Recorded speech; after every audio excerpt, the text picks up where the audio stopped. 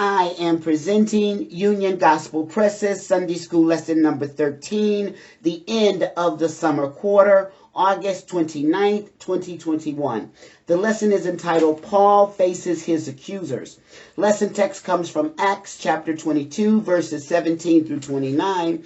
Related scriptures are Acts 8, 1 through 3, 9, 1 through 30, Matthew 10, 14 through 20, and Ephesians 3, 7 through 19. The place is Jerusalem. The time is 56 AD. Other than Jesus Christ, no one in the New Testament was as much the object of persecution as the Apostle Paul. With his conversion to Christ, he almost instantly went from acting as the church's fiercest persecutor, Acts 7:58 through 8:3, to suffering as its most persecuted defender. He was a lightning rod for anger and hostility, and almost everywhere he went, there was someone who wanted to kill him. Yet through it all, he persevered and preached. This week's lesson will serve to encourage anyone who faces hatred and hostility for being a Christian and proclaiming the gospel. Be assured that the hardships you are dealing with are not new to Christians.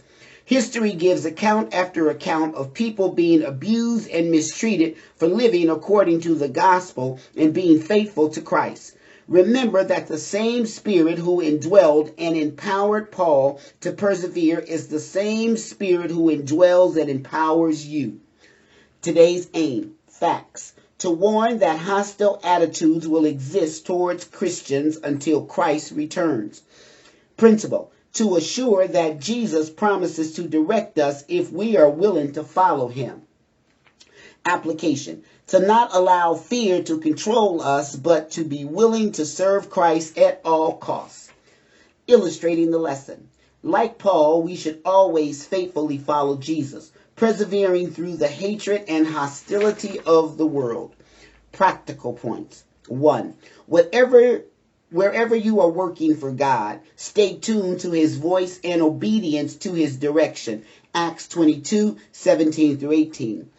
2. Those who are most familiar with us can sometimes be our biggest opponents. Verses 19 through 20. 3. Christians are to carry the gospel to all people everywhere without discrimination. Verses 21 through 22. 4. God providentially puts unexpected people in key positions to aid believers and advance his work. Verses 23 through 26. 5. The freedoms and rights we enjoy are gifts to be used in serving the Lord. Verses 27 through 28. 6. The Christian life is a life of bold faith, especially in critical moments. Verse 29. Golden text. And he said unto me, Depart, for I will send thee far hence unto the Gentiles. Acts 22, 21. Today we have two lesson outlines. The first is Paul's appeal to his countrymen, coming from Acts 22, 17 through 21. The second is Paul's appeal to the authorities, Acts 22, 22 through 29. Introduction. In a recent online listing of common phobias, fear of public speaking ranked third, after heights and flying. Although some individuals obviously thrive on speaking before large gatherings, for many it is a dreadful prospect, even if the fear does not quite reach the level of a phobia.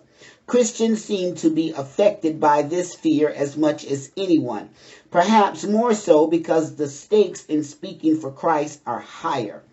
A Christian speaker might worry not only about how he or she comes across, but also about whether the audience is effectively reached and benefited for eternity.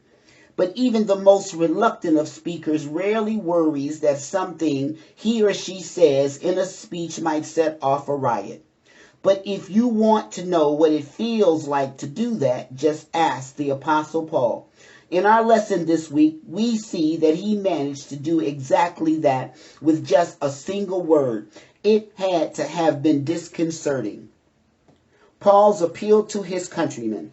Acts 22:17. And it came to pass that when I was come again to Jerusalem, when even while I prayed in the temple, I was in a trance. Verse 18. and saw him, saying unto me, Make haste, and get thee quickly out of Jerusalem, for they will not receive thy testimony concerning me. Verse 19.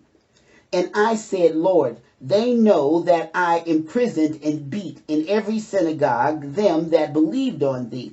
Verse 20. And when the blood of thy martyr Stephen was shed, I also was standing by, and consenting unto his death, and kept the raiment of them that slew him. Verse 21. And he said unto me, Depart, for I will send thee far hence unto the Gentiles. The Apostle Paul had recently returned to Jerusalem, Acts 21:15. He had been warned by a prophet and tearfully urged by his companions not to go. But his mind was made up, verses 10 through 13. Paul had already known that imprisonment and suffering awaited him there, but he felt compelled by the Spirit to go there and complete the work he had been given by the Lord Jesus. 20:22 through 24. Paul had been greeted warmly by the believers in Jerusalem, but also cautioned that suspicion and hostility against him were running high in the city. Acts 21:17 through 21. To ally this, he agreed to join 4 men taking a purification vow while paying their expenses. Verses 23 through 24. Things went smoothly for several days until he was spotted in the temple and falsely accused of bringing Gentiles into the inner court where they were forbidden. Verses 27 through 28. The angry mob would have killed Paul right then and there, but Roman troops intervened, putting him in chains and protective custody. Verses 30 through 33. As the soldiers attempted to hustle him out of danger, Paul asked the chief captain, verse 37, Heliarchos, typically a commander of 1,000 soldiers, here designating the leader of the Roman garrison in Jerusalem, for permission to speak to the crowd. Verse 39. He agreed and set Paul at the top of the steps leading to the Roman fortress, out of the reach of the angry throng. A deep silence ensued as he addressed the people. Verse 40. Paul began his defense by reminding the crowd of his credentials and as a zealous student of Gamaliel and a persecutor of Christians. 22:3 through 4. He then outlined his encounter with Christ on the way to Damascus. The main points: the light from heaven, Jesus' question and command, Paul's blindness and baptism are familiar to us from the account in chapter 9. But some added details are given toward the end. An order from the Lord, Acts 22:7 through 18. The first new detail reveals that during Paul's first visit to Jerusalem as a Christian, 9:26 through 28, he had gone to the temple to pray and had fallen into a trance, 22:17. Jesus appeared to him again and told him to leave Jerusalem right away, for the people there were not going to accept his testimony about him, verse 18. The warning from the Lord himself was apparently in addition to the intervention of fellow believers who helped Paul, then still named Saul, get out of Jerusalem after hearing of a plot to kill him, 9:29 through 30. It seems likely that Paul received the word from the Lord first. We wonder if he would have resisted the believers' efforts to send him to safety if he had not been given the divine admonition. It would not have been the first time Paul proved resistant to advice. A protest by Paul, Acts 22:19 through 20. As it was, Paul still tried to argue against the directive. He seems to have thought the Lord was overlooking a few key points and proceeded to fill him in on them. Paul reminded Christ that the people in Jerusalem knew his reputation. They knew he had been zealous to imprison believers in Jesus and to beat them violently in synagogues wherever he found them. Surely that degree of dedication had earned him the right to a fair hearing. And if that was not enough, Paul added the clincher. He had stood in solidarity with the men who had put Stephen to death. 758:8-1. This was an episode that Paul might have been uncomfortable reminding the Lord about, but he knew he had already been forgiven for it. and it bolstered his argument. These people know me. I'm one of them. They'll listen. It was the same argument Paul was now making to the Jerusalem mob that wanted his head. He was reminding them that none of them had surpassed him in zeal for the law and hostility against the law's enemies. 22, 3 through 5. The change of heart he had undergone was a genuine one that they should have taken seriously because of the depth of his previous passion. It was a strong argument and should have been convincing. But as the Lord had known years before, persuasive arguments carry little force against a volatile, emotion-driven rabble. A divine plan, Acts 22:21. At the time of the original exchange, the Lord did not bother to argue the point, but simply reiterated his command, depart. Even if what Paul had claimed about his credibility with the people were true, Christ had something different in mind for him. The Lord already had plenty of witnesses in Jerusalem. He was going to send Paul into distant regions. He was to minister to the Gentiles. This was not exactly a new concept. Jesus had told his original disciples to make disciples all over the nations. Matthew 28:19, Mark 16:15, Luke 24:47, Acts 1:8. The church had proved slow in obeying this directive, although some forays had been made prior to Paul's missionary work. Acts 28:26 through 38, 10:1 through 11:18. Paul seems to have been commissioned specifically to jumpstart and propel this vital component of the Lord's work. Paul recounted this development dispassionately, regarding it simply as one of the essential facts of his ministry. His outreach to the Gentile world had never been a secret, so he apparently saw little reason why referencing it now would be an issue. Yet it turned out to be the spark that set off the powder keg. Paul's appeal to the authorities, verse 22. And they gave him audience unto this word, and then lifted up their voices and said, away with such a fellow from the earth, for it is not fit that he should live. Verse 23.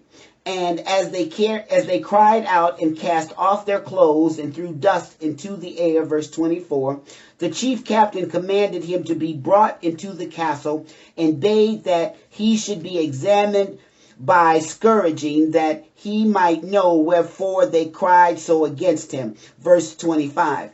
And as they bound him with thongs, Paul said unto the centurion that stood by, Is it lawful for you to scourge a man that is a Roman and uncondemned? Verse 26. When the centurion heard that, he went and told the chief captain, saying, take heed what thou doest, for this man is a Roman. Verse 27. Then the chief captain came and said unto him, tell me, art thou a Roman? He said, yea. Verse 28. And the chief captain answered, with a great sum obtained I this freedom. And Paul said, but I was freeborn. Verse 29. Then straightway they departed from him, which should have examined him. And the chief captain also was afraid, after he knew that he was a Roman, and because he had bound him. An explosion of rage. Acts 22:22 through 24. The crowd had tempered its anger and had been listening quietly up to this point. But when Paul spoke the word Gentiles, the fury they had demonstrated earlier erupted into a violent surge, more intense and dangerous than before. With one voice they shouted, away with such a reprobate from the earth. Verse 22. The King James Version inserts the word fellow for the bracketed word, but the Greek has no noun at all, as if the crowd could not think of a term strong enough to convey their horror. They considered Paul unfit to live. The mob roared, threw off their outer cloaks, and tossed handfuls of dirt into the air. The situation was getting ugly, and the Roman commander was getting anxious. He therefore had Paul brought inside the security of the fortress, verse 24. But he was not concerned with his prisoner's safety as much as with finding out why he had incited such an uproar. So he ordered that Paul be examined by scourging. Whether this intended scourging would keep him as extreme as the one Jesus endured is not certain, but it nevertheless portended an intense and painful lashing. Paul had escaped the violence of the crowd only to face the violence of Roman law and order. A question of rights, Acts 22:25 through 26. While he was being tied down in preparation for the whipping, Paul directed a question to the attending centurion. Was it lawful for them to scourge a Roman citizen, especially one who had not yet been tried and found guilty of a crime? Paul, of course, knew the answer, as did the centurion. The question was, in reality, a challenge, and it quickly set the proceedings in a new and unexpected direction. The centurion immediately reported this new development to the commander, urging him to reconsider what he was about to have done. To go ahead with the intended punishment would put them in a most precarious situation, for they were about to scourge a Roman citizen. That would mean they were the ones now in trouble. Examination of the claim, Acts 22:27 through 28. The commander immediately returned to where Paul was being held. The apostle's question had been enough to divert the centurion from the planned course of action, but the commander wanted a direct answer. Was Paul really a Roman citizen? And Paul gave it to him, yes. The commander's next comment may strike us as somewhat odd. He told Paul that he too was a Roman citizen, but that it had cost him a great sum of money to obtain it, verse 28. His use of the term freedom is interesting. The Greek word is polleia, which is related to our terms politics and policy.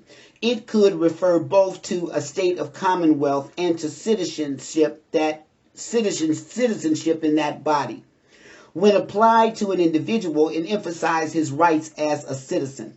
Was there doubt in the commander's voice as he made his comment? It no doubt surprised him to hear Paul make such a bold claim. Roman citizenship was a coveted status that conferred a wide range of privileges and protections not enjoyed by most subjects of the empire. Among these were the right to trial and the right to appeal verdicts. Citizens guilty of high crimes and sentenced to death were shielded from the worst forms of execution, often being allowed to choose the method themselves. And they were kept exempt from scourging and other forms of torture. It was rare for Jews to be Roman citizens. The commander's comment may well have betrayed a hint of suspicion, perhaps implying doubt that someone like Paul would have sufficient means to purchase citizenship. Paul simply answered that he was born a citizen. This must have astounded the commander, but he did not dispute it or raise further objections, even though Paul did not explain how he was born into such a privilege. It may well raise questions in our minds, however. How could Paul have been born into such a status? As noted above, it was rare for a Jew to hold Roman citizenship, but it was not unheard of. Two primary theories are held among scholars regarding Paul's citizenship.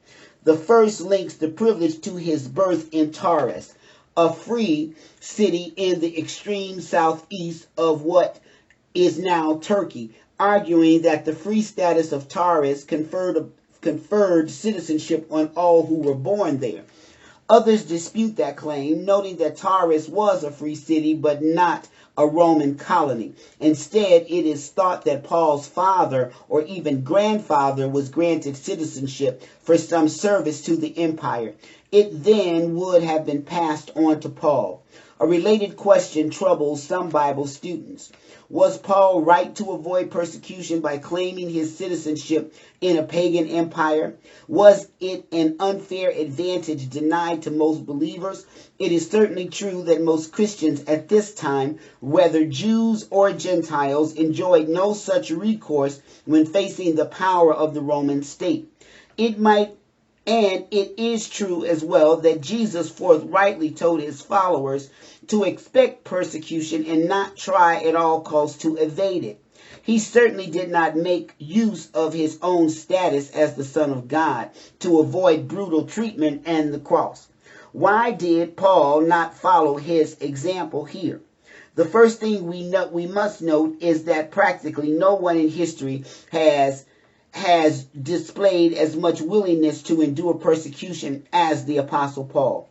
A quick reading of 2 Corinthians 11:23 through 29 will put to rest any notion that he shielded away from danger and mistreatment.